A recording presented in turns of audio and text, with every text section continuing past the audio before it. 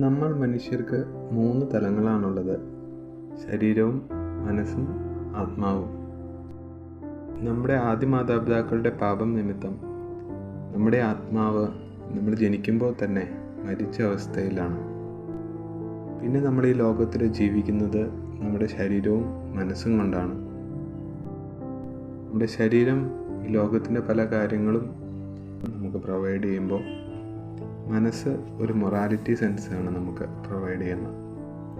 പക്ഷേ ഇത് രണ്ടും വീക്കായതുകൊണ്ട്, ആത്മാവ് മരിച്ച അവസ്ഥയിലായതുകൊണ്ട് നാം പലപ്പോഴും പാപത്തിൽ വീഴുന്നു.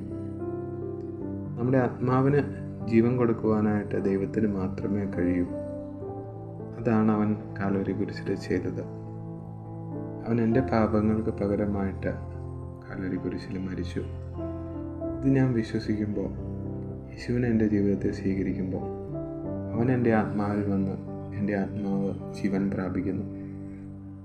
പിന്നെ മുന്നോട്ട് ഒരു പുതിയ ജീവിതം നയിപ്പാൻ അവൻ എന്നെ സഹായിക്കുന്നു.